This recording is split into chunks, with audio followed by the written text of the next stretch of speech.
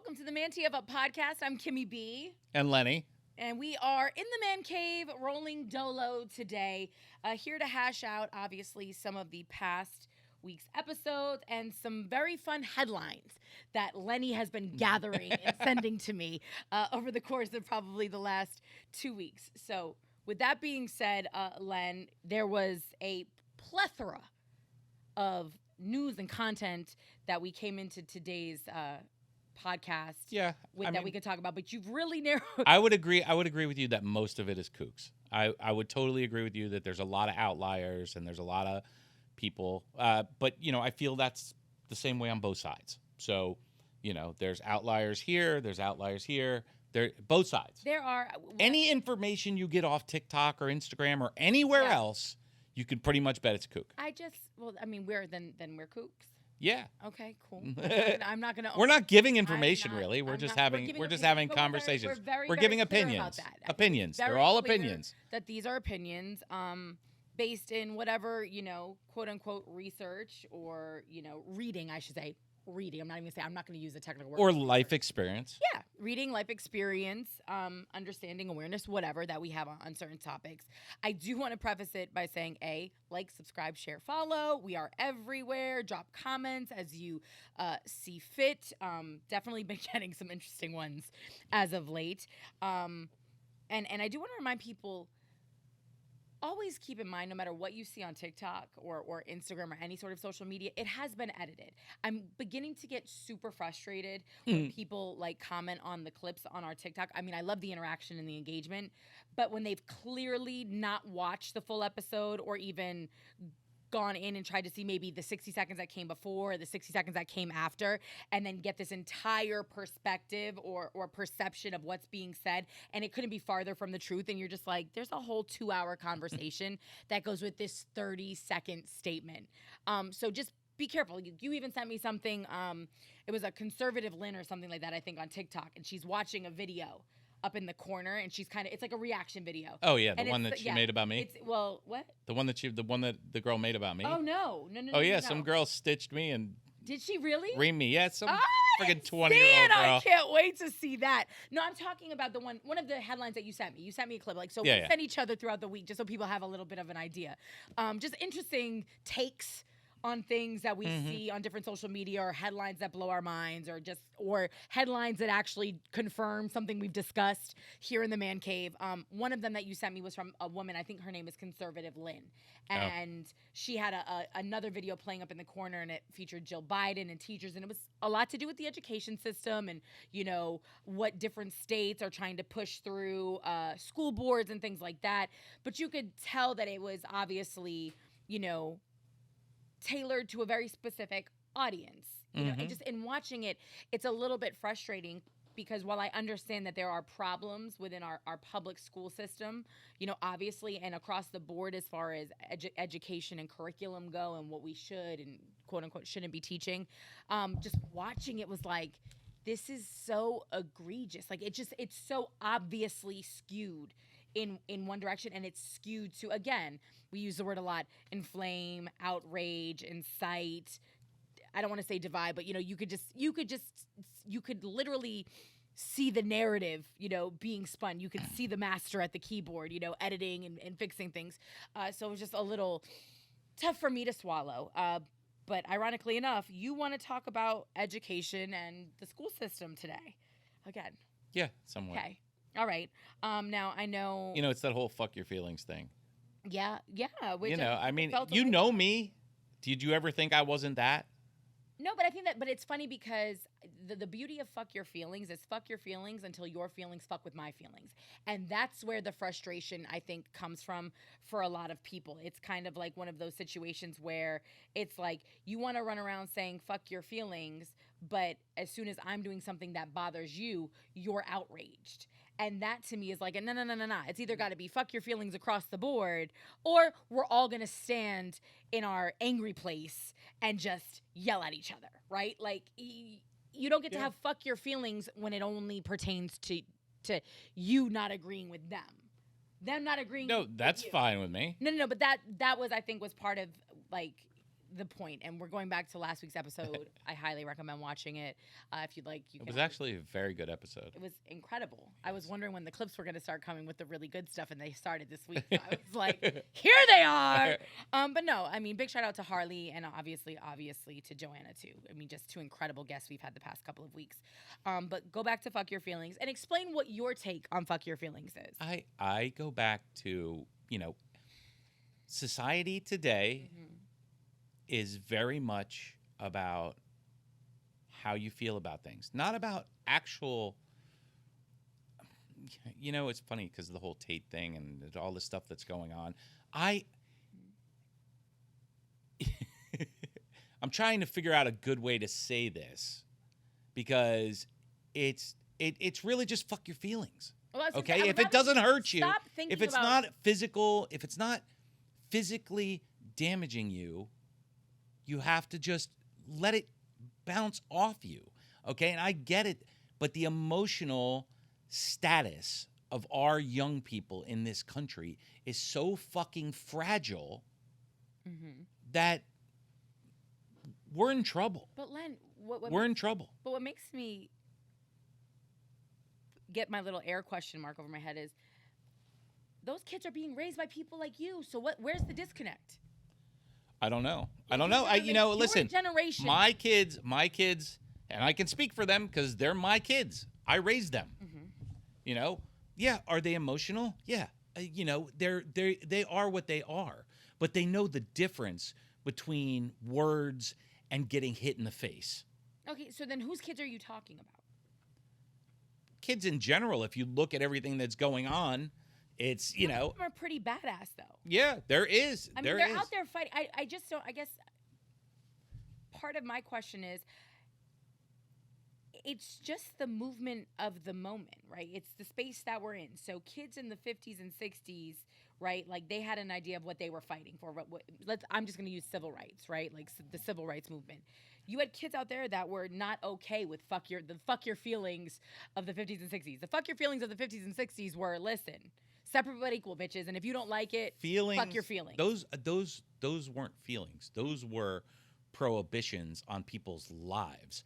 That's not feelings. Well, but that's not feelings. Yeah, but some of the things that you take issue with are in 2022 turning into prohibitions on people's lives. Like when we talk about certain medical treatments, when we talk about women's rights to body autonomy, when we talk about, mental health issues and bringing it to the forefront, certain conversations, like when we talk about depression and anxiety and some of these things being very real issues, and then you have a generation of people that are like dust yourself off and get the fuck up, like quit bitching, like, and all of this shit, like it's kind of like you're coming from a toxic place and you're projecting that onto people who are technically, I want to say, doing better. I feel like it's an evolution, right? Like you have to go through discomfort in order to grow and evolve, whether that's as an individual, as a community, as a society, as a nation. And for this, when has this country ever known real peace? Do you think this country will be a country with real peace? Do you think that any other country in this world would let us sit here and have real peace? I mean, what is real peace, Kimmy? Are you talking about like a euphoria that you live in? That's my point. That's unrealistic. But that's my point. The world is a bad place. I get that, like, and it's not changing. But okay, so but when do you stop fighting for what you believe is right? Like, that is what this country is literally built on. It was a nation built by people who said, you know what, King George, fuck your feelings.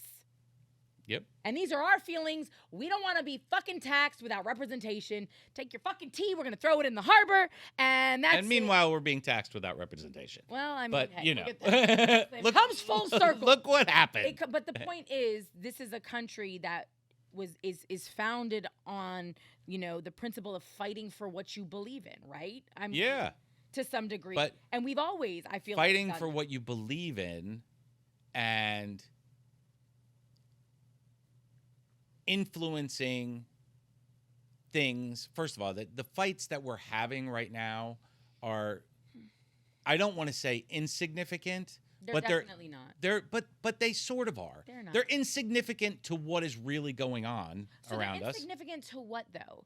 To the the economy. They're insignificant to you and your business operations. Like we are talking about people's lives. Of course we are. Of course we are. And the quality of that life. But the to the lengths that people are taking this fight, it's like if you took half the energy that these people are putting into fighting and put it, you know that if you're sitting across the couch from me and we're going to talk about a certain subject, me and you are going to go at it and we're both going to be tired at the end. Exhausted. Now, mind you, if I was on this side talking to a person who might not be as far off a subject as you are, I could use half the energy and move that person in a direction.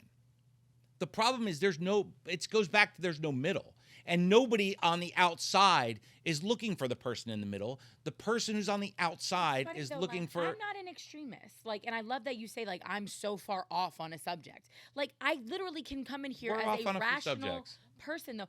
But it makes me laugh because you feel like you're a centrist, and I look at you like, why is this difficult? I can't understand why sometimes your brain just can't take a step back and process what's being said to you. It's just evolution. It's growth. The fact that you continue to go back to, well, it's always been this way. Yeah, but just because it's always been doesn't make it right. I hate that argument. It's such a fucking cop-out. It's such a pussy-ass excuse for bullshit. It's, okay, so it's always been that way, but okay, so before this country was here, it belonged to the Native Americans, right? And then we came, well, it wasn't ours before that, so then we made it ours. You change things that you want to change. And right now, people are fighting to change the things that they want to change. They want a better quality of life. They want human rights. They want true equality. I had somebody comment on something we were talking about. The LGBTQ community has all the same rights as other people. And I was like, my man, actually, no, they don't. And that's what they're fighting for. In the state of Florida, you can literally be fired because you're gay. You can be denied housing because you're gay. Yes, it's a right to work state. You can be fired for your sexuality. Facts. The right to work state was so that the unions couldn't take hold. You do know that. It wasn't discriminatory against. What does that have to do with But I'm just saying. But it's been now used to the benefit of other people to do exactly that. So, I mean, I don't care why it was put in place. Yeah. These are things that probably should be, gay marriage. There's nothing wrong with it. It's no, I'm just saying. I mean, it should be legal. Yeah. All of these things should be legal. But again, you know what they're using though. They're using your excuse as a right to come for it. Because it hasn't always been that way. That's why I hate that argument, because literally you have a Supreme Court right now that is ready to roll back a whole lot of things because they haven't always been like this. You know what I mean? It was different before. And again, that was the whole thing that Bill Maher was talking about, the presentism that they're putting on, that people are, if people weren't running around saying that everything that happened in this country 200 years ago, we should be responsible for today. I don't know what you mean by responsible. To me, I look at it as but responsible in what way? What are you talking about? Are you talking about slavery? I'm talking about whatever people are blaming on the people of today that happened 200 years ago. But are they really blaming it? I feel like that's one of those things that people want to take that on. They want to feel attacked. They want to feel like somebody's coming for them. And I don't know that that's what it is. We're just trying to tell history a little more accurately or maybe with a little less one-sided bias. But is it one-sided to say, okay, yeah, the white man came to the United States and annihilated the Indians and took all their land? Did they? Of course, that's what happened. Okay. So, I mean, the Spanish went to South America and wiped out the entire Mayan population. Mm-hmm. So this is what was going on at that time. The Spanish was white man, though, right? You realize that? The Spaniards really? Because when you go to a school in Texas, they announce the Spanish people as being Spanish. They don't announce them as being white. Well, no, they announce them as being Spanish. First of all, let me explain something to you, though. In any Latino or Hispanic, Hispanic runs the gamut. They're not really a race. They're a group of people. And the Spaniards are white. Spaniards. Spaniards from Spain It doesn't matter. are considered It white. doesn't matter. There's been plenty of So, black. no, you there's tried to say the Spanish. That was white Europeans went to South America and annihilated the Mayans. Like, that's what that was. But you're trying to say, oh, the Spanish. No. Yes, That's different than the native Taino population or the Mayans or the Aztecs or the folks who were from Mexico, like, really? Or the Caribbean people that were actually on those islands before we started bringing ourselves and other people from Africa. Like, yeah. I mean, they were of other ethnicities. But that's the way the world has always worked. That's the way the world has always. Facts. That's what's led us all the way to here. Is a conquering nation comes in and takes what they want because they're the baddest people in the fucking world right now. So we're going to take whatever we want, and that's it. Yep. That's the way it's always been. Okay, but we're no longer in that place. We're not a colony anymore. We're a Really? nation Because of people. what's going on right now in the Ukraine? It's the same thing. Nothing has changed. We're talking about America. We're talking about American history. We're talking about America. Now you want to talk about the Russians invading Ukraine? That's a whole very different conversation. I'm just saying this is what has happened. Yes. But you slavery was bad. You realize, though, now at this point we're fighting a war against that because we don't necessarily agree that other nations should be conquering nations that are already, considering themselves nations.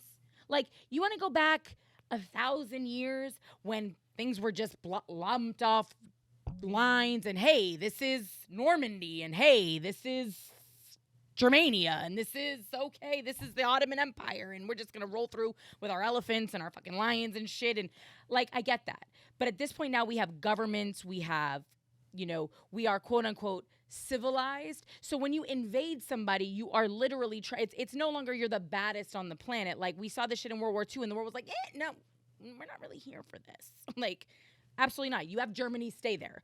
It took us a minute to get involved, but I'm just saying, like, I don't know that in 2022 countries should be aspiring to colonize. Like, so now it's time to go, okay, like, let's do better. This just goes to, I mean, it's sort of your argument about, oh, it's always been this way. Yes, there is an evolution going on, but the world is still a bad place, and people are still going to push back against all of that stuff. Mm-hmm. It's when I've talked about this before. Small people with big voices are moving stuff. And this argument that we're having on our couch is But you clearly want to move people in your direction, and that makes me nervous because, like I said, I feel like sometimes I'm losing you to the dark side. You specifically said if I had somebody here who wasn't so off topic as you are, or off subject, or far off, like, I could maybe persuade them to what? We've had subjects that me and you clearly are going to battle over. Yeah. But that's but we're you're clearly on basically saying, sides. but that you think you could sway somebody to your side. So even you are coming into this trying to get people to see things your way, as opposed to just really being open to the conversation and walking away with a better understanding of where they're coming from. Because it's really what you're trying to do, rather than sway them to your way, is trying to get them to understand where you're coming from. Yeah, Len, I understand perfectly. Trust me. Even when we go, 10 fingers, 10 toes down. Yeah, but you think I'm coming from some place of what? Bigotry and hatred and no, you're not you don't like the change, though. You really you're not really here for evolution. I don't like my youth of America, the kids of America. I don't like them not being parented by their parents. Okay? So let's be very clear here. Like, you have no control over that. And as much as you would love to believe that every family in America is like yours, with a mom and a dad and I know there's a lot of it. I grew up in a split family. Way more single parent households than there is a family I grew up nucleus. in one. And guess what? That is not to blame on anybody else but the parents. Yeah. You can't blame the school system on that. You can't blame the government on that. You can't blame it on fucking, No, but you can. No, but that's what people are trying to do, though. Like, that narrative out here. I have 3 kids. I can tell you right now, my kids, have threatened everything you could fucking imagine they've ever thought of. They've threatened me with it. Okay, I'm gonna call human services on you. I'm gonna tell them you're doing this. For what? Because I turned your fucking game off? Okay? That is the problem, Kimmy, is when you take a school system and you empower teachers to speak to students and not be responsible to tell the parents what that student says, okay? You're empowering a fucking 8-year-old to say whatever the fuck they want. Okay. And get away with it. Can I rewind before we get into this? Because I know this is really the heart of the conversation, but something just was triggered in my brain. Len, so you were raised in a split family, right? Yep. And you're a parent of 3 children. Yep. Was there anything in particular when you started parenting that you said to yourself, I want to do this better than my parents did? Like any particular aspect or area of parenting where you were like, you know what? As much as I love my parents and I turned out great, there's some things I'm going to do different.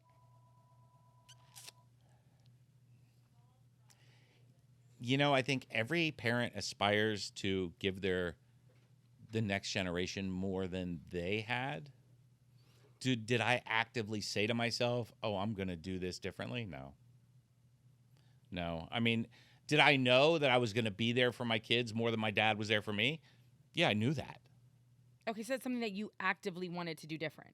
Yeah, I mean, it's just I have my own parenting style. You know, But Lenny, that comes from a place of, part of that is I grew up this way and this is how it felt. I think you sometimes, and I love you to death, I think you have a very hard time sometimes like analyzing where your own shit comes from. Like, or just admitting like, you know what, maybe there's a point to this. Or maybe I like you're honest about your dad, but like your dad was not, like from what I got. No, he wasn't really there. At all. So just say, like, you are that's such what I a just fucking said. present dad. No, but you said not really. No, but you say like yes. did I consciously think about that before I had kids? No, I didn't. You had kids, but as soon as you had them, you made a conscious effort. You are the most present dad on the planet. You have a slated dinner with one of your sons every single Friday that you do not miss. You literally pick your kids up from school every damn day. Every day that I can. Now they have cars, so it's even if they don't want you to in your ManTFup truck. Yes. I'm just kidding. But no, like, you're a great dad. I get it, but that's more reason that I don't want my kids to have power until they know what's going on in their life. My daughter got in trouble and we threatened to take her phone away, and it was the end of the fucking world. So, you know, a 16-year-old girl cannot make rational decisions. Stop. Can't say that. In certain certain situations. That just sounds crazy. It's not rational. The things. Say a 16-year-old. Don't say a 16-year-old girl. I'm referring to my daughter. As your son. What is Joey? No, my 14-year-old son can't make a decision either. I was gonna say. So it's not just girls. So specify kids. Oh, excuse me. Said that. Thank excuse me. Because I'm sure your son is boys and girls. I'm sure they're both. They at a television. They don't. They don't. I was talking specifically but what I'm saying about is my daughter. That's going to get cut into it. No, but you said I don't 16-year-old girl cannot. Yes, because my daughter is a 16-year-old girl. Len, like, that's just stick to your normal narrative, which is kids can't make up their own fucking minds. No, they just don't realize what is important and when it's important. At 16? You were pretty grown at 16. Everything I could. I get that. So that's my point. So why are your kids so different than you were? I don't understand this. No, my kids are more sheltered than I was. That's guaranteed. Okay, so that's another thing that you did differently. They're not out here ripping and running on Miami Beach at 16. No. I bought Joey a motorcycle. And my buddy's like, hey, did you ride it out of the neighborhood yet? He's like, no, I'm not riding it out of the neighborhood. I'm like, Joey, you know, my friends are encouraging him to get on his motorcycle. Why don't you ride out to the dump? Ride out to the... He's like, no. And I mean, when I was 16, when I was 5, I would sneak my motorcycle out and be gone. Gone. You couldn't find me. I'd be home at sundown. Mm-hmm. And I wouldn't have a problem with him doing it, but he just doesn't want to do it. I have good kids. I don't know, but the bottom line is it's not even about the kids. It's about taking, maybe if the teachers were more involved with the parents, they might be able to. Though. But if the parent's willing to take responsibility for a 10-year-old kid, they should be willing to take responsibility for their 17-year-old mother. So let me ask you this question. Well, no, and the reason why I brought up you and your childhood versus how you parent your children is one of those situations where it's kind of, I think, why I was the worst kid in the neighborhood, by the way. But I'm going to call Children and Family Services. All of that, you hear there's a lot of conversation now about breaking toxic cycles, right? That's where we've had the conversation about, how to discipline children properly. Like, do you lay hands on them? And there's, people who are like, I'm going to discipline my kids the way I want to, and you have nothing to say about that. And there's the other ones that are like, oh my God, you're a horrible human being, right? Like, so there's people that are kind of just trying to quote unquote do it better than it was done with them. And that doesn't mean that you don't respect how your parents raised you, but again, it's evolution. That again comes from a very personal experience.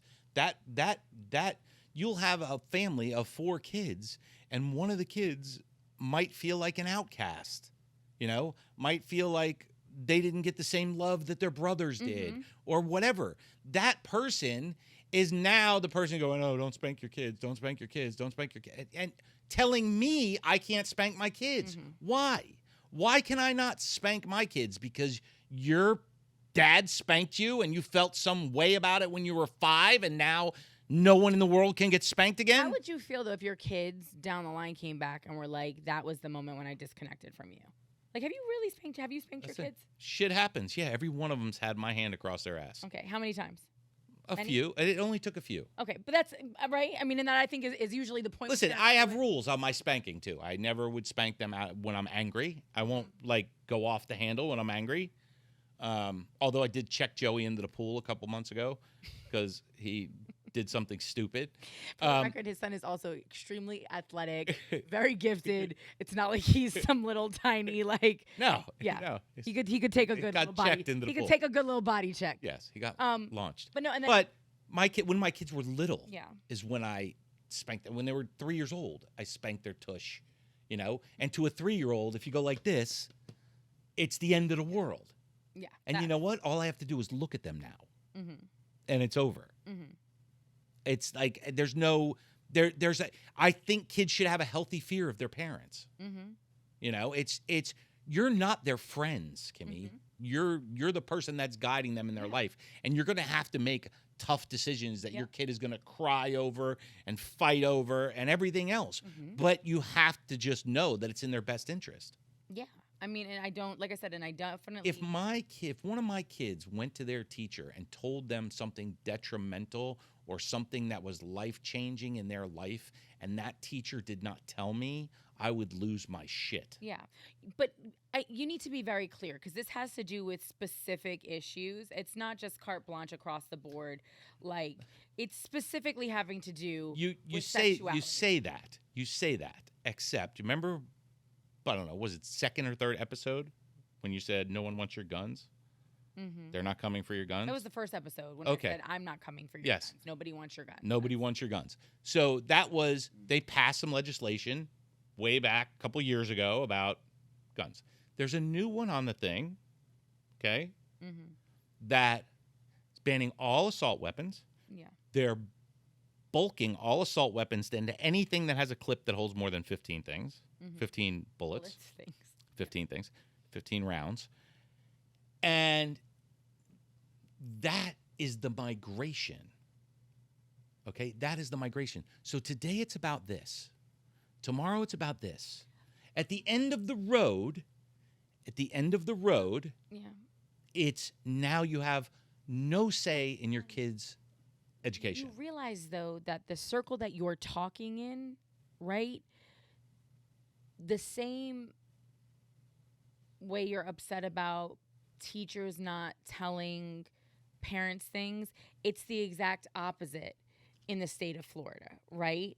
And we're seeing the other side of it. So it's like you can't have, it both ways. And that to me is a problem. Like, you're the same person who says you want teachers to be able to discipline students. Yeah. But then you don't want them to be able to make an educated decision about your child. So it's like, so what do you really want? Where do you draw the boundaries? If you're willing to give a teacher the authority over your child to put hands on them, right? And by hands, I'm not talking about, obviously, a fucking left hook. How about the nun smacks your hand with a ruler? How about that? Well, I mean, Yeah, if you go to a Catholic school, sure, it can be a nun, but otherwise it's going to be a teacher. And I don't know that she's going to whap you with a ruler. Whatever. You know, maybe she makes you hold some books. I don't know. I mean, they're not going to throw you a beating. I get it, Len. But the point is, like, you're basically talking out of both sides of your face when you say, I want you to be able to discipline my child.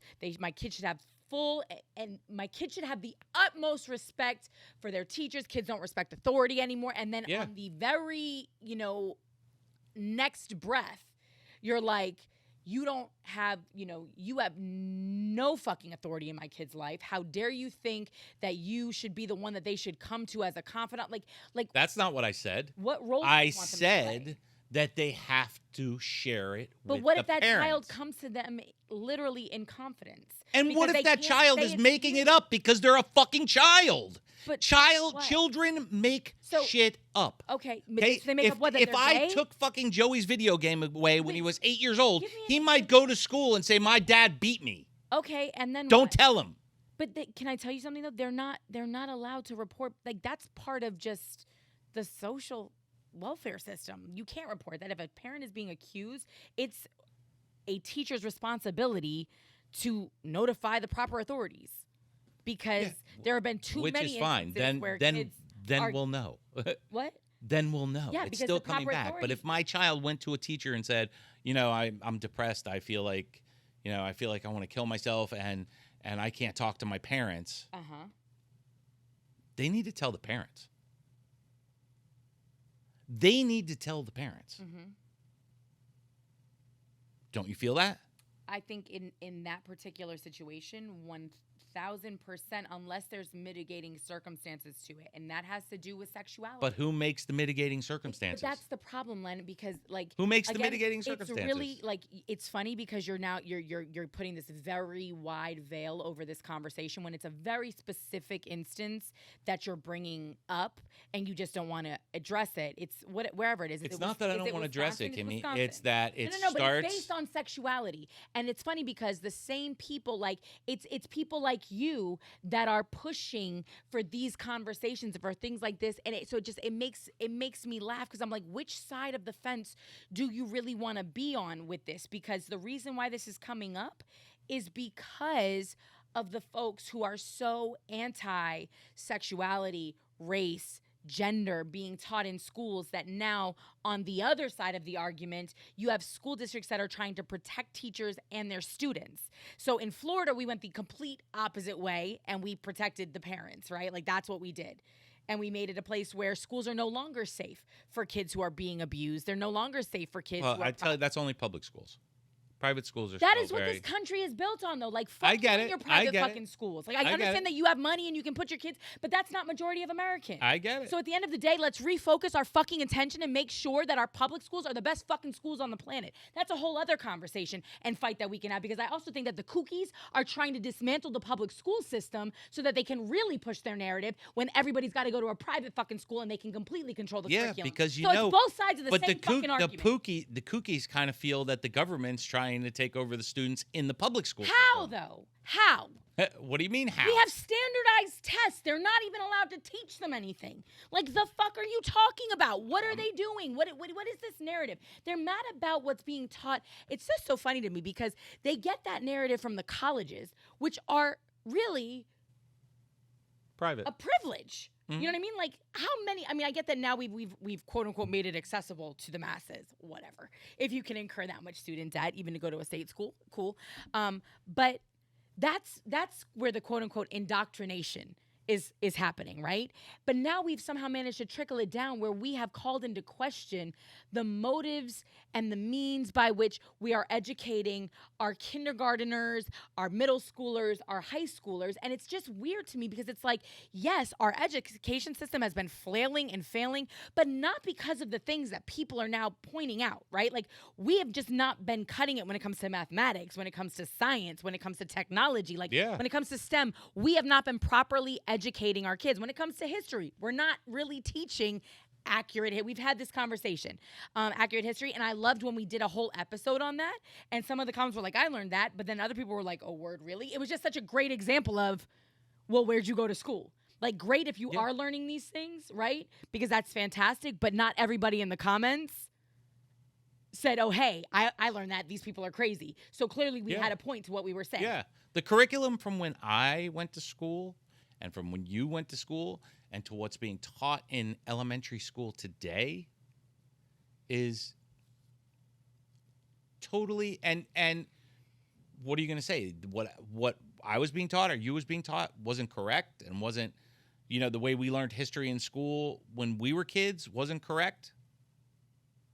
I mean, what our baseline on history is, we learned in elementary school. Mm-hmm. But you've also continued to, because it's but because history is a subject that intrigues you and interests you, you have continued to pursue. But I knew, knowledge. I knew who the president of the the first president of the United States was. I knew who, this stuff's But I get that. barely being taught in school today. Yeah, but I also think that there's so much more to who the first president of the United States was, right? And that's the beauty of college education. But even high school. Like, I mean, if you're in AP history, you're learning, the truth about Thomas Jefferson. You're learning about the founding fathers, and not everything about them is great. But to me, I still think I'm not trying to take them off of dollar bills.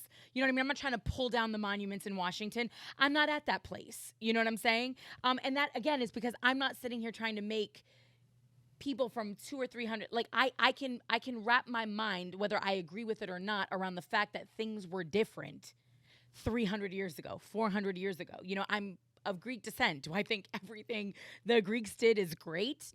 No. The Italian, the Roman Empire was pretty savage when it wanted to be, the Turks, the Ottomans. We know this. And if you go back even to the continent of Africa, right? If you really get into African history, it's beautiful, but it's brutal and it's savage. The continent before the colonizers got there, right? I mean, it is what it's massive. And there were so many different tribes and different communities and different systems at play.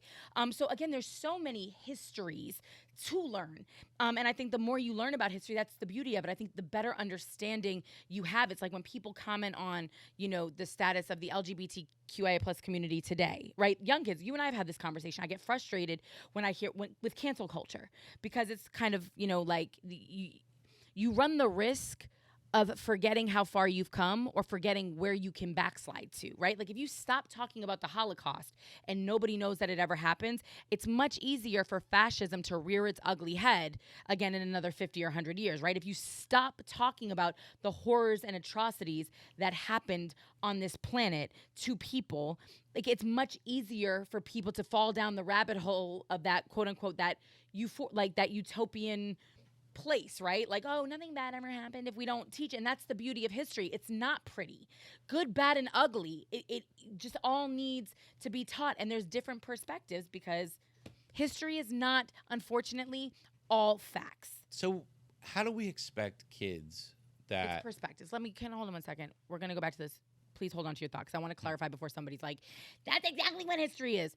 Actually, it is not. History is a recounting of events as seen, heard, and written down by individuals.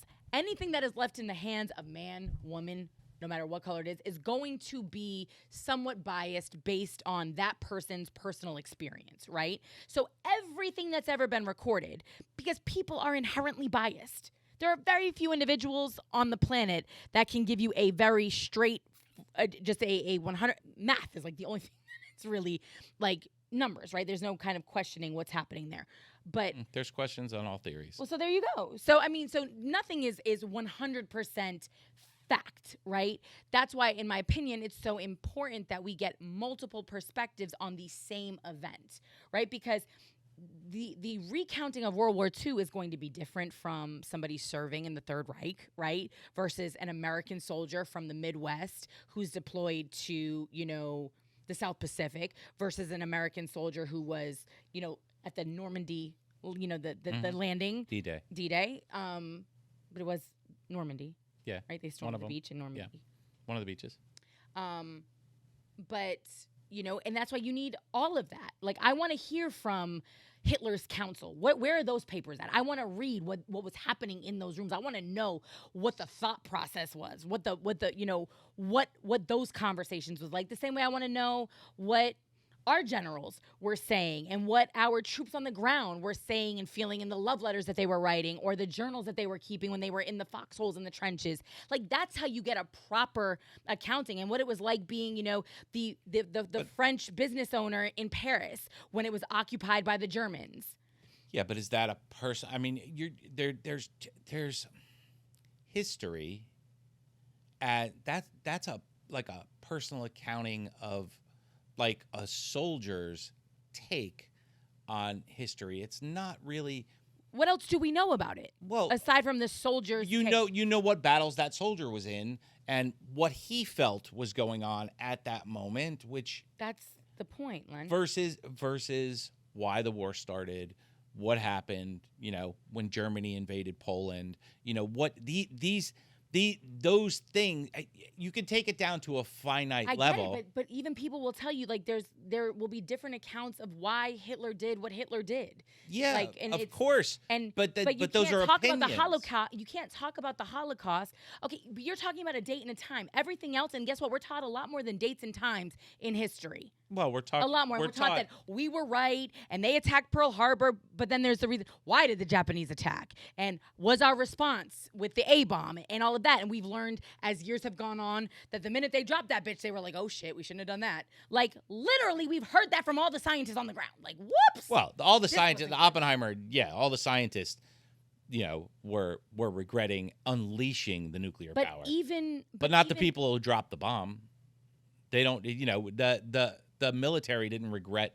You don't think anybody in the military regretted it? The scientists regretted it. You don't think anybody in the military regretted it? No, but because that was an ends to a means without invading Japan. But there's nothing wrong with having regret. It's the same thing like, when you talk about, it's okay to say, yeah, it's regretful how we handled Japanese Americans in this country at that period of time. Yeah, that's absolute. So you understand. But again, if you don't, you just telling me this is what we had Japanese internment camps, but that's cool. But okay, don't tell me what that experience was like unless you were in there. And if you were in there and you're a guard, your experience is different than the actual experience of a Japanese American that was interned, that had their shit stolen. And all I'm saying is, as we progress through history, there are nuances that should be available and should be taught. And that's the beauty of it, because that's the only way you can ever really understand where some of the underlying friction and frustration comes from in this country amongst different groups of people. It's the same thing when when you talk about the history of the rebel flag, right? And you talk about, Southern pride and the antebellum South and all of these things. And it's like, what those people that are staunch believers in that, and that the South will rise again, what they're taught and what those conversations are like in their household is clearly very different than what somebody from, New York or Boston is probably taught when we learn about the Civil War and when we learn about the actions of the South and secession, whether it was Texas trying to secede from the Union or the South in general trying to secede, So again, I just want more of it, because no matter what, yes, you have dates and times. But again, those are written down by a person, right? That's a factual recounting by a person. Whether you do it in business meetings, you take minutes. I'm sure there's somebody who does it in this office every time you guys have a meeting. Yeah, a perfect example of what you just said. And why it can be difficult, because a lot of times people will just take what they hear in one place and run with it like that's the narrative. We were talking about that today because White Boy's girlfriend was like, she hears this thing and he's like, where'd you hear that? And she's like, oh, on TikTok. And it's like, really? Did you research it? Did you get two other sources that might collaborate what you heard? The sky is falling. Oh, who said that? Was it a guy with a tin hat?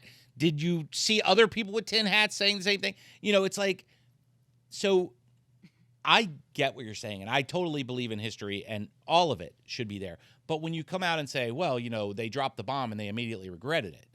But I'm just saying that's what someone's going to hear, Kimmy. That's what someone's going to hear. So that's not really the case. There was regret in unleashing the nuclear power because they knew they could never take it back. Once they it's like letting the cat out of the bag. It's done. But by the same token, it was done to save lives, because it was done to save American lives, because they figured if after going through all those islands in the South Pacific and all the American soldiers that died in those little islands like Iwo Jima and Midway and all, so they determined that if they had to put boots on the ground in Japanese mainland, we were going to lose hundreds of thousands of soldiers. They were also teaming up with the Chinese at the time. You know what I'm saying? They were going to lose, though. So we killed 80,000 people in Nagasaki and Hiroshima, with right? Much wider repercussions and ramifications. Whatever the case may be, it was done for a purpose at the time to save lives. So yes, do we regret it? Yeah, I wish it was the Garden of Eden, Well, the war was but that's kind of not real. won at that point in time too. Like it was pretty. I don't know. Yeah. Nobody was surrendering. But we were fucking up their fleet at that point in time. We'd kind of gotten the South Pacific back under control. But I get it. Again, at the end of the day, World War II played out, but teach it all. You know what I'm saying? Like, there's that's nothing fine. wrong at this point. There's nothing wrong with admitting that the scientists were like, okay. No, absolutely. And we don't ever want to do this again. And first of all, that wasn't a recent admission. That was said that's been out forever.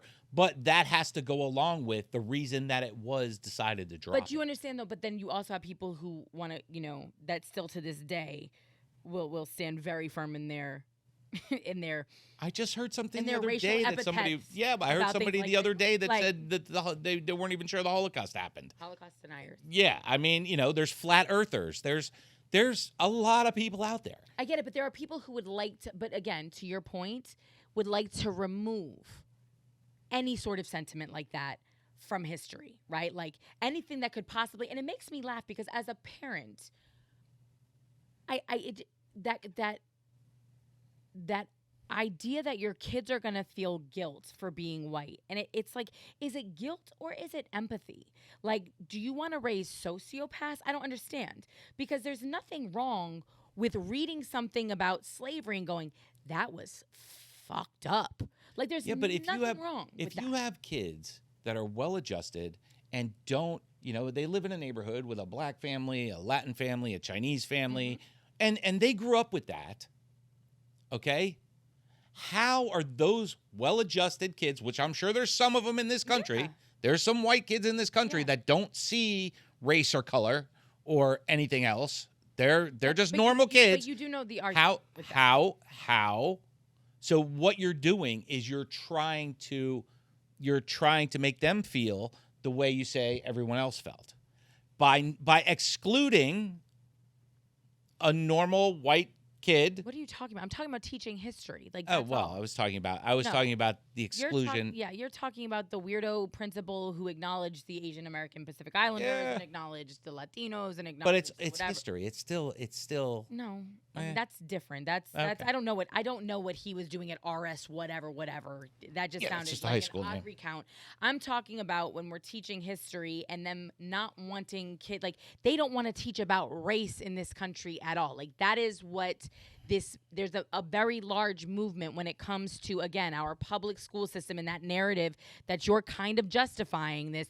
The school system's trying to teach our kids, and it's like, no, they're teaching history, but guess what? There's parts of our history that are fucked up, and you might feel a little bad when you hear them. Like, But, I mean, is anybody really denying teaching that slavery happened? Yes.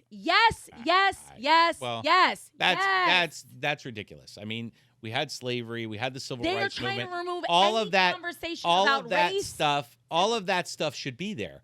Should it be explicit to Len, do you know today? what a big part, Lenny? What? You can't teach about what's happening today without teaching about that. And yes, it still plays a role in our systems today. Like, you realize, and I can't continue to have this fight with you. I love you. But yeah, there are a lot of things that need to be taught. It's the same thing when you discuss, what happened in the immediate aftermath of the Civil War and how there were actually more people of color, men of color, because obviously women couldn't do anything, but there were more men of color in office in the late 1800s than there are in the South now. Like, that's crazy. And again, that's because, unfortunately, the white power players in the South were not comfortable with black people being able to make decisions, especially not when they had so many numbers, right? Like that's what happens when you breed people for 400 years, right? And there's a lot of them. Yes, that's what happened on plantations. People were bred. Are you going to deny that? No, That was what was happening with slavery? I'm just curious how long slavery lasted. Was it 400 years? Well, considering we have We have what? people would consider what's happening in our prison system. You know that's still legalized slavery, right? In the it's literally written into the 13th Amendment. Like slavery is illegal. This country is fucked up across the fucking board. No, but okay? but do you realize that is how they were able to continue to enslave black and brown people? Like through the prison industrial complex. Literally, there is in the 13th Amendment, which abolishes slavery, there is an addendum to that says except when a person has basically been committed of a crime, at which point they can be forced into servitude. So now you have the prison industrial complex. So when the 13th Amendment happened, all of a sudden that was when little black boys and black men started being arrested in the South for loitering and things of that nature. And if you can lock them up, what were they doing in the South? They were on chain gangs, working in the fields. They were the people laying asphalt in the streets. So that still continues today. It's why we now have the largest prison population on the planet. And it just continues to expand exponentially. It's why when you start to look at, different legislation in different states that targets communities of color in particular, or poor people, we'll go back to socioeconomics, that just don't really have a say. It's like, But I mean, is the prison complex of today still producing? Yes. Victoria's as Secret, much? Express. You know how many of our major retailers were actually outsourcing to prisons their labor force? It's privatized. They're making 13 cents an hour. And they're producing wardrobes. Like, I'm talking about the guy Epstein's boy. That was the whole, Lerner, I think was his name or whatever. But yeah, they found he was tied into the prison. We've lost judges in different states because we found out that they were investing in prisons. Selling, of course. You know what I'm saying? I didn't realize that literally there are groups out there that sell mattresses to prisons, bedding to everything in a prison is outsourced, is privatized, to your point. So people are eating off of and people are eating off of all of it. So if you own the company that provides the beds, the physical mattresses, you obviously stand to make more money the more bodies are in these prisons. Yeah. See, these are the conversations they don't want people to have. Yeah. That's why they throw the inflammatory stuff. But I mean, but the inflammatory stuff plays a role in this conversation. Do you know what I mean? And then you have a large population that doesn't want to understand why folks are outraged about certain things. And it's because, we never really moved past the 17 and 1800s in this country. And that's unfortunate. And we're seeing it. I don't believe that. Seeing it play out. I mean, you still have all kinds of problems in this country. You have all kinds of beliefs. You have 1,000 different religions. But you do know, even when we talk about police, and for the record, love our men and women in blue. Facts. That's factual. Huge supporter. Definitely, when I call 911, I want them to show up. You know what I mean? And I'm grateful that when they put that uniform on and they do their job and they vow to protect and serve. But they're literally slave catchers. That's where the police, in the institution of police, came from in this country. They were slave patrols. Okay. So I'm just saying, so again, when we talk about institutional racism and where people come from, and it's particularly in the South, when that is ingrained in the culture and in the DNA of what an organization is, right? It's difficult when you don't address it. You know how many people would look at me and go, that's a fucking, no, it's not. It's actually very factual. And that's history that isn't really factual till when? Taught. What do you mean? Till when? Till you. No, it's factual that the first police officers in this nation were slave patrols. Okay, the first police officers in the nation. That was 200 years ago? Mm-hmm.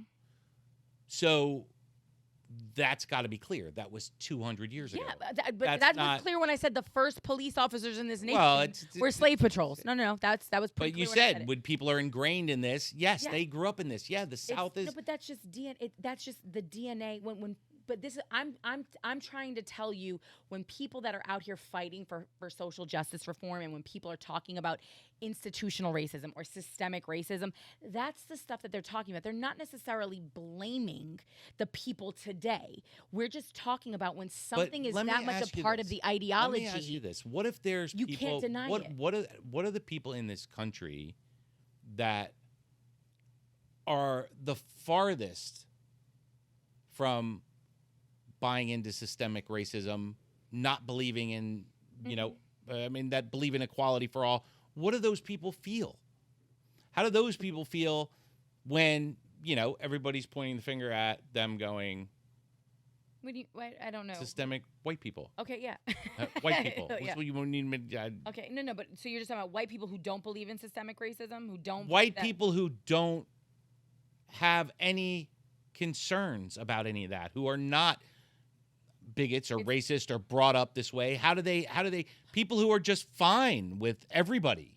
You can be fine with everybody. That's cool, but you can't deny what is truthful. Like, do you understand what I'm saying? You're just, again, you're not taking a stance at that point, and that's okay. Not everybody. I mean, I would like to believe that people are innately good and just and would like to see, true equality. But if you're a person who's just like, listen, at the end of the day, I'm just walking through my life and I understand like what happened. I don't know that if you have that full information, how you cannot have a stance on it a little bit, how you cannot understand. And my whole thing is more, it's about empathy, right? Like, that's where, when we talk about the middle, when you talk about hearing people from the other side, do I think that it's wise to burn down your community? Absolutely not. Do I want to see, protesters out there going toe to toe with our military in this country? Absolutely not. Do I want to, turn on the television and watch a car roll through a group of people exercising their right to protest? No, I don't. I hate seeing our country in that place. But, when you see young people out there so frustrated, and when it was Black Lives Matter, you saw one group of people. When it was SOS Cuba here in Miami, right? We saw a whole other group of people who were very anti the Black Lives Matter people doing it, go out and do the same exact thing. And I'm talking about shutting down highways and things like that. So it's always interesting to me that people can empathize with their personal cause, right? When it's something that hits close to them. But as soon as that issue's been addressed, they can no longer put themselves in the feelings of anybody else, even if they're fighting for the same thing. Like, that's the thing that blows my mind. Like, to me, keep the same energy for everybody. Like, Len, I'm going to go toe-to-toe for the LGBTQIA. I'm going to go toe-to-toe for, for my Black brothers and sisters. I'm going to go toe-to-toe for, my women fighting for their rights. Like, I'm going to go toe-to-toe for my Iranian women right now that are out there in the fight of their life, obviously. And it's ironic, we look at what's happening here, and then you literally have a 22-year-old who was killed by the morality police in Iran because her hijab was not fully covering her hair. Like, do you know how heartbreaking that is? Like, that's and here we're fighting for other issues, you know what I'm saying? But it's just like, it's mind-blowing to think of how far back some other places still are. When we talk about the LGBTQIA plus, people in this country are like, they should be happy. Oh, they have all the same rights. I'm like, yeah, but they're stoned to death in other places. Like this is still not, acceptable. And while, yes, they can hold hands in some places in this country freely without the fear of any sort of repercussion, we still have work to do. So it's just, there are conversations to be had on all of these issues. I just can't understand where the empathy has gone to people. Like, every immigrant group has fought for things. Every immigrant group has fought. If you came here, it's normally because you were trying to escape something else wherever you're from. Whether it was the Irish trying to get away from famine, trying to get away from British rule, trying to get away from religious persecution. You know what I mean? The Italians, same thing, just trying to escape poverty for a better life. The war, whatever the case may be. The Greeks did the same thing. You have Venezuelans, you have Colombians, you have people from South America constantly trying to get into the country. Like, I just can't understand why people can't be more empathetic. Like, all of us came here, even if you were born here, somebody in your family came here because this was the best option. Yeah. Right? So why can't... And to people around the world, it's still the best option. It is, but it is. It's 100%. the people here that don't think it's the best option. 100%, but you're also living in it, and I think that I would not want to live anywhere else. Do I think we have work to do? Yes, I most certainly do. And I think that the only way to do that work is to have the uncomfortable conversations that we have every fucking week on this couch. Yeah. You know, I'm glad that we talked about the prison industrial complex. The parenting thing though is a tough one for me. Obviously, A, I'm not a parent, but B, I really do feel like it's so double-sided, and I really do feel like the people that have this argument constantly talk out of both sides of their face. And I feel bad for teachers because we continuously single out these kind of rogue actors, right? That are doing these really crazy things. Like you had the nut job in the professor. I don't think they're so rogue. I don't think they're not. I don't think there's not a large, a lot of teachers nowadays are millennials. And what's with millennials? You love to just lump everybody in together, but go ahead. Yes. I lump them in together because they have different thoughts on how they were brought up and what they teach. And, there's a lot on both sides. It depends. I guess it depends what area you're in. But, if you're in a more liberal area, you're going to have a lot of liberal teachers. Though? If you're in a more conservative area, you're going to have a lot more conservative teachers. What personal experience do you have with any rogue acting teachers? I mean, in South Florida, I see a lot of them sleeping with their students. That's one thing that we have a problem with. First of all, rogue acting is, what do you consider rogue? I knew teachers in my high school that slept with kids, slept with girls. Mm-hmm. So that's rogue. So, everybody has a different level of rogue. Mm-hmm. Which is really the main problem. Does anybody disagree with it being wrong for a teacher? And I know female teachers that sleep with their male students too. So that is not a male-female thing. That is across the board, and that has been happening for a very long time. And again, just because it's happened. Yeah, you just don't hear about the guys because they high-five each other in the hallway. Well, you remember there's been a couple when Shorty got pregnant and stuff like that. National news. Yeah. But yes, and anyway, they do definitely get props and whatever. But to me, I would think people pretty unanimously agree with the fact that teachers should not be sleeping with their students. No, absolutely. Okay. I'm talking about the rogue stuff when it comes to the culture war that we're having right now, because that's what this is. Here's how I feel about the rogue stuff that you're talking about. That goes to religion, that goes to sexuality, that goes to a lot of different things that are not curriculum. They're personal beliefs of a teacher. But so my question is, you have 3 kids. What have your kids ever learned about...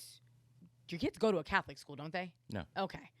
But about sexuality and gender, what have they ever learned about that you felt was inappropriate or rogue? Have you ever had... No, my kids never had any question about anything in their school, lower school. Lower school, which was elementary, they didn't hear anything about it. Crisscross applesauce. There was, other than a few words getting canceled and a few names getting changed of things.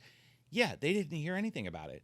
But again, that goes to my point of my kids came out of elementary school not knowing race, gender, any of those things. There was nothing. They were just their friends. Everyone in the entire school were the same. Mm-hmm. So when you start going into... But this is what I'm saying to you. So this has been your experience. So when you're outraged or you're upset, it's got nothing to do with how your kids were actually educated. It's the stories that you're hearing. Again, these rogue, these...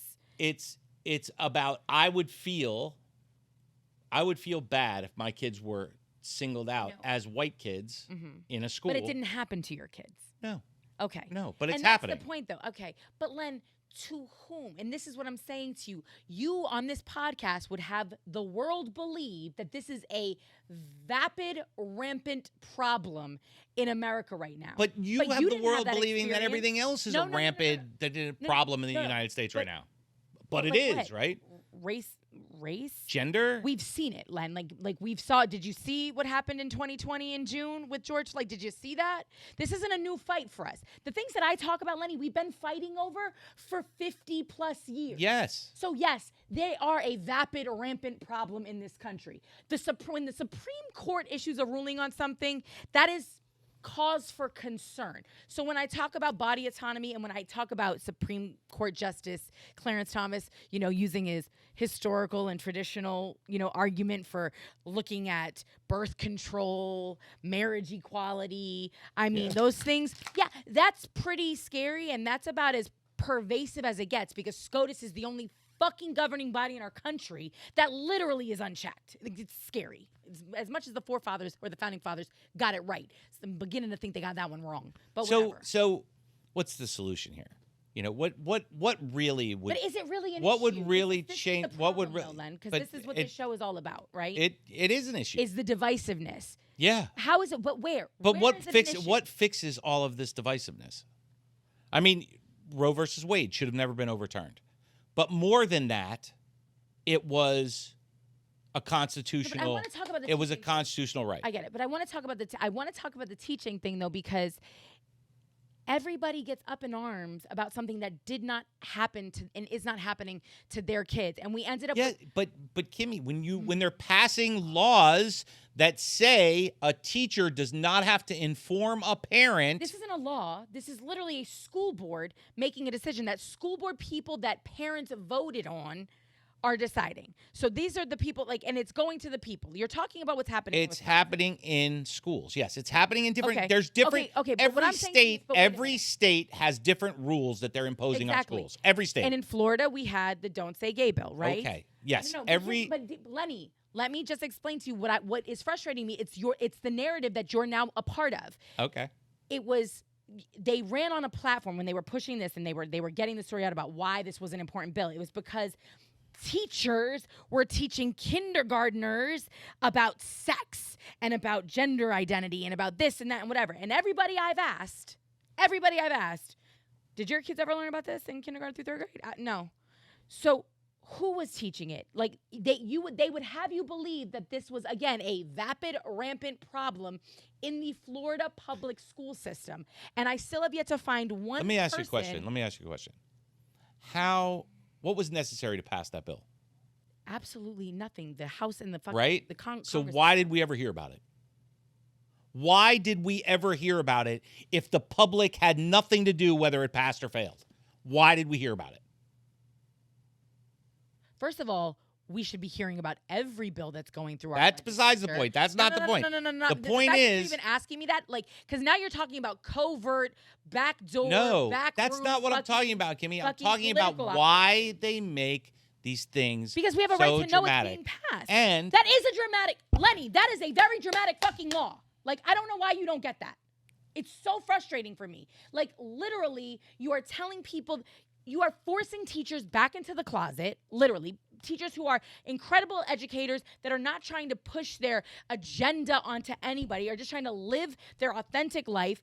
Don't have pictures of your partner up in your room because a kid might ask a question and we don't want to make the school. Literally, our public schools can now be sued by parents who deem whatever unnecessary, as if public schools aren't facing enough funding issues as it is, right? And again, it was supposed to be K through third grade, and we just saw it impact 12th graders in Miami-Dade County when they shot down a proposal to honor LGBTQ History Month.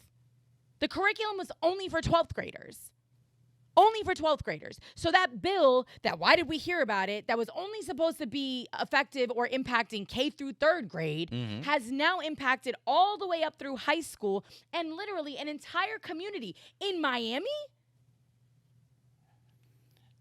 Apparently, people like DeSantis. Or 9. It's 8 or 9. No, we didn't vote on it though. I get it, but you voted the crazy person in. I most certainly. Yeah, did but not. somebody did, which is the let's- majority of the we state. Talk about who he was running against. But it's the majority of the state. So when And what is the majority? 53%. Stop. But it's I get still it, but the majority of the I get state. it, If but, you like, want to stop. live You in a act like democracy, You act like it was a fucking landslide. listen, knock it off. I think President Trump think won the election, they are but didn't win the popular vote. They are 2016, overstepping their boundaries as as state lawmakers. That goes without saying. I think everything should be voted on that has, importance so let me and ask you a impact question, though. on So our do you communities. agree with the fact? So because my issue with the teacher thing and the situation that you're talking about, there was supposedly some sort of heteronormative list. I don't know. It was another list. It was like the opposite list to the list they wanted to make in Florida, and it was just mind blowing because Wisconsin is, I don't know as a state, but like Madison is one of the most progressive cities in America. Like that's just like a known fact. They have a massive LGBTQ population. Which it's funny because we talk about the Midwest and you would think the Midwest is whatever, but it is not. And that's why I was actually thinking about that on my way in. But with the teacher thing, like what is up with the lists now that these states want to make? Who's gay? Who's straight? Who told? Who can I tell? Like what teachers are having, like clandestine, I don't want to say clandestine, but like, covert meetings with students. Like it's so wild to me because at the end of the day, teachers, I have a radio show. We have a lot of teachers that listen. They just want to fucking teach. But in the meantime, they've got to come out of pocket to outfit their classrooms, buy supplies. That can be cleaning. So like, do you understand what I'm saying? Like, literally, we stack everything against them. They don't earn a livable wage. Listen, and then we want to dictate. Every teacher in this country should walk out of school. They should walk out of the school. See what happens. Listen, you want change, it has to be drastic. We just spent 2 years on lockdown.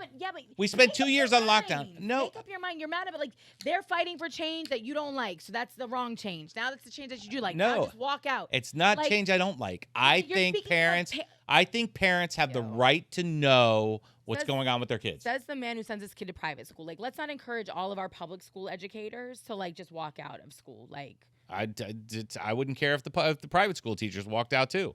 I think they deserve more money. I think they deserve, more freedom in their classroom.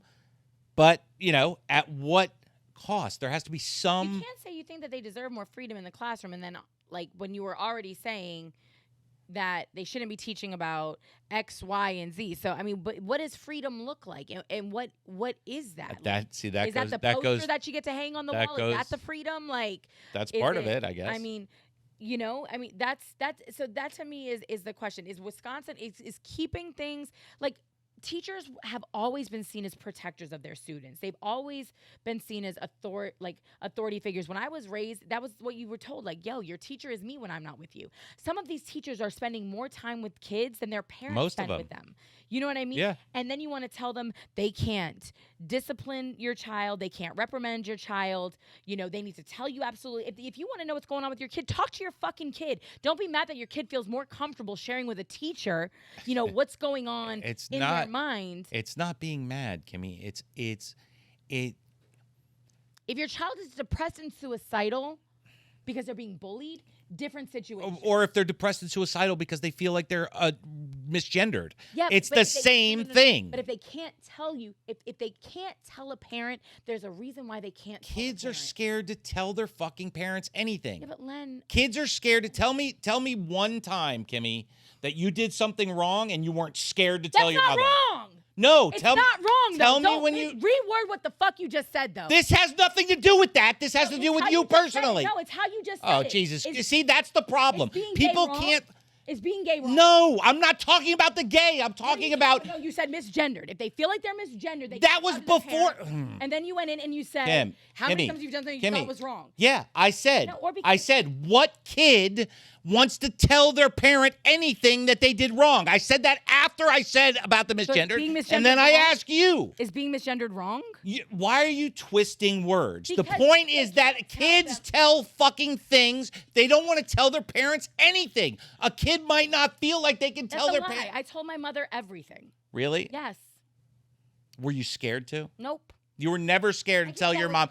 Were you never in fear of telling your mom that you fucking skipped school or something? I was scared of letting her down. Yes. I was not scared of getting beat. I was not scared of getting kicked out of it doesn't matter, but you were scared. Lenny, those are very different things, though. Those are very different things. And when it comes to sexuality, you have no clue. The largest portion of our unaccompanied youth are literally LGBTQIA plus kids who've been kicked out of home. What did you just say? The largest what of our youth? The largest part of our unaccompanied youth, which is our homeless youth. That's okay, which is how big is our homeless youth? It's like 50,000 kids in LA County alone. Would you like to know? Yeah, I'd like to know. I'd like to know how. I'd like to know 10,000 kids in Miami-Dade County alone that don't have a permanent residence. out of how many kids. I'm just curious. I'm just curious what the number is because I'm it's sure it's a million. The fact that that's even a justifiable statement in your mind is mind. No, I'm just curious how many there is. Any kids being homeless I'm not. in America, but cool. How many homeless? Let's look this up. Right now, we're looking Homeless. It's not homeless kids. homeless It's youth. How many homeless youth are in America? Is that homeless. What you know? Homeless youth, In America? not homeless. Familyless is what you're talking about. No. I'm talking Homeless. They can be homeless with their Lenny, parents. Lenny, you don't fucking listen. I said, do you know that the largest portion of our unaccompanied youth Okay, is so LGBTQIA? unaccompanied. Okay. So that is homeless, and they can be homeless with their That's parents. not homeless. It's unaccompanied. Len! It's Oh my- parentless. Lenny, I work with the fucking homeless trust of Miami-Dade County. I think I Okay. know a little bit more about this than Okay. clearly you do, but cool. 1 in 10 young adults ages 18 to 25 and at least 1 in 30 adolescents experience some form of homelessness unaccompanied by a parent or guardian over the course of a year. So 1 in 10. 1 in 10. Let's see how many of them are LGBTQ. Are LGBTQI. Up to 40% of the 4.2 million youth experiencing homelessness identify as LGBTQ. And are they homeless because of that? I'm just asking because I can't your speak argument, for but your all- argument is that they I'm saying if they this is tell their why- parents, that's this why. is why a lot of them don't, though, Lenny. What I'm telling you is it's a very big problem in this country, and you don't know that because you don't know that. So this is why kids are fearful to come out to parents who have clearly told them, if you happen to be gay or use some other expletive, like, you're out of my fucking house. Like, I'm sorry, you're not my son. I told you. My coworker, 28 years old, hid his relationship because he knew he'd already seen his father disown his sister. He'd already seen it happen. 28, that's a whole grown-ass man still not being honest with his parents. But he had teachers in high school that knew he was gay or that knew he was bisexual. He was in drama. He was in all of these things, and he felt comfortable in that space. But he had a Nicaraguan father who was just set in his ways. Good man, good provider, right? But was just not accepting of that lifestyle. So if you want a roof over your fucking head and you want your college tuition paid for, guess what? You don't tell your dad you're gay. You won't understand that because you're an accepting father. And I know, Len, no matter what happens with your children, you will always love them and you will always care for them. But not every parent is like you. And that is why school boards are fighting for things like this. Because when it comes down to certain issues that you cannot wrap your mind around because you're not that kind of parent, it is, again, a pervasive issue in this country, and it's getting worse as people continue to try to force this narrative that gay is wrong, gay shouldn't be taught, LGBTQIA, like that it's something that you can control, or that, teaching about it or reading about it is making kids gay. That is not how this works. And the more we continue with this, the more detrimental it's going to be to everybody. We already have skyrocketing suicide rates amongst young people. You mentioned it when we started today's episode. The youth of this country are depressed, they're anxious, they're on fucking pills, and it's wild. So, you act like you can't understand why things like this are happening, and this is why, Len, because it's a problem, and not every parent is like you. And teachers are a safe space, and we've taken that away in Florida. And you know what? I'm gonna applaud Wisconsin for trying to protect a little bit of that sanctity. I don't know. I still have a problem with it. I know you do, but I would hope that you could understand when that logic is presented to you that there's a reason. I'm with you when it comes to other things. If a kid is being bullied or if a kid is feeling suicidal and it's not about an issue at home, there's issues where you can have a parent who's like, you know that kids have been beat, especially young men. If young men are more effeminate and they come from a very, alpha male or dominant household, where maybe they're meant to feel less than, or maybe a dad is not here for the bullying, you know what I'm saying? Like, punch him in his fucking face or whatever the case is. There are some, very aggressive alpha types that don't want to hear that their kid is, having his lunch money taken. They might beat his ass. I don't know.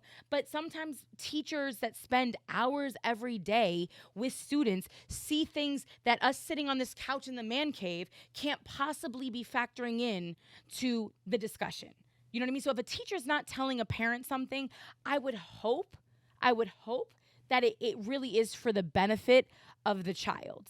And the fact that we've gotten to this place where we're constantly questioning these people that we at once regarded with such high esteem and literally entrust our kids to every day, that's scary. It's scary.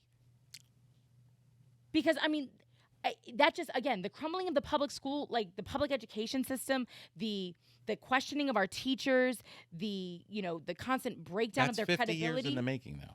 I get it, Len, but that's my point. So all of these things, these systematic things, these pervasive things, are all real problems. So we can't, you can't sit here and say that there are things that shouldn't be addressed or there's bigger issues. These are the issues that are crumbling the foundation of our country. Yeah, I don't believe that. I don't believe that those are the issues that are crumbling our country. You don't believe that? I don't believe that those are the issues that are dividing our population. That I'll give you. But that's not what's crumbling our country. Our country is in much dire straits, and this is just a way for that to continue, okay? This division of people in the United States over these issues Lenny, is they're what's important issues, though. But that's not what's crumbling our country. That's what's keeping us apart. That's what's keeping us, the people, from taking our country back. Yeah, but I get it. But Len, we sit in here every day and we still have the conversation. Yeah, it's the same conversation. No, but it's the same thing. But we have the conversation. The unfortunate part is there's large sectors that aren't. No. And that's where the real problem lies. Because we, at the end of the day, leave here. Yes, we might be exhausted, but we come back next week and we do it all again. So clearly, you can disagree with people, you can fight with people, and you can still love them and embrace them and hope for a better tomorrow, right? Like that we prove week in and week out. The problem is when people aren't getting in the same room together. But Len, for you to sit here and dismiss these as minor scrapes on the surface, like I know what you're talking about. When we talk about the prison industrial complex, that's one thing. When we talk about the fact that we're selling all of our farmland to China and those farms happen to be right next door to army bases, that's pretty scary too, and ain't nobody talking about that shit. But that's for another episode. Well, Gates is buying up most of the farmland. You said what? Gates is buying up most of the farmland. No. The Chinese. Both. I don't give a fuck about Bill Gates buying the shit. I give a fuck about the Chinese buying shit next to our military bases. The Chinese already own more shit in this country than anybody else. Lenny. I know this, but like that's an issue. Like that's a problem, and giggling about it doesn't make me very happy because. But do you know how many people don't know that? You know how many people go to Rockefeller Center and think, "Oh, this is American"? It's not. You know how many people go and see different buildings or different landmarks in the U.S.? This country was sold 75 years ago. That doesn't make it okay. Yeah, but they want us fighting over this. No, but they want us fighting over this while they strip the rest of the country. Lenny, but guess what? We do have to fight over this. We do. There's a moral obligation to be better. Like, and I get that you sit where you sit and you're teaching people to be kind and compassionate is I want it to be better. Should be that. Shame on me. It should be better, and it should. But you're not going to fix it having this fight. But there's no. And we didn't fix it not addressing it either. It's only. I'm not saying worse. not to address it either. I'm saying address it where it really should be addressed. Where does it get addressed? Because you wanted to come in here and use this platform to talk about teachers, and I just told you this breakdown of this. Yeah, I just told you how I believe that teachers shouldn't be able to withhold information about students from their parents. Mm-hmm. That's carte blanche. Carte blanche. Okay, so even if that kid is going to get his ass beat when he gets home, even if he's going to get kicked how out do of the they house, know that? How does the teacher know that? Just tell me. How does the teacher know that kid's going to get his ass beat? How does the teacher know that kid's going to get his ass beat? If the child lives in an abusive, how does the teacher know? How does the teacher not? So do you want to be the teacher that the kid comes in and is dead because he gets beat? But how does the teacher know? How does the teacher not? I mean, is the kid coming in with bruises every day on him? How does the teacher know that the parents are not going to accept them? Lenny, if the child is confiding that in them, I mean, I don't understand why you have such a hard time. Once again, wrapping. I'll tell you why I don't have a hard. Why I have a hard time with it. Because kids don't know what they're talking about. I'll tell you because I've raised 3 children in an accepting household. No, for you in the fucking accepting household. It's not about that. It's about kids say things. Oh my God, Lenny. All right. Lenny. I know If people my that kid, have been kicked out if of the my house. fucking What are you kid, if talking my about? kid walked into school tomorrow and said, my dad fucking kicks my ass, okay? They're going to be up my ass, right? Yep. Why? Because my kid said so. Why? Because my kid was mad at me. Literally, though, so, you know that but this has to do, but you're using this as such. Again, this is not you're spinning a false you're, narrative but on. Who's telling the teacher that their parents would never accept this? The kid is telling the teacher that their parents would never accept that they would this. be out to their parents if they thought that their parents would accept it. People don't make this kind of shit up. You don't get it because you had somebody sit here and tell you their experience. Yeah. You've now had another person. I'm sharing with you the personal experience of people that are very close to me, and you're still just tuning it completely out. I'm not tuning it out, And Kimmy. you're spinning- Listen, there's Len. exceptions to everything, but But blanket. but that is that. It's not a blanket rule, though, Len. It is specifically with regards to sexual identity. That is specifically what that law that you're talking about is about. And now you're stretching it to the what if and down the line. And I can understand where that comes from because they did that shit in Florida with the Don't Say Gay bill. So yes, things can get expanded to other areas, but I don't see teachers inherently or maliciously keeping pertinent information about their children, about the well-being of children. That's their whole purpose, is for these kids to be happy, healthy, educated kids. Yeah. If they are coming from a loving, happy, healthy household, right? They spend time with, this is why they're teachers. They go to school for this. Some of them go and get extended degrees so that they have an understanding of psychology or sociology or whatever. Like, either you're going to trust them to make good decisions with your children or not. When did this narrative, come? You trust them to beat your child when they're bad, but you don't trust them to know, like, if a kid is coming to them, like, on some, listen, I'm going to get kicked out of my house type of shit. I don't trust the kids. That's I don't trust the kids. Okay? I don't trust the kids.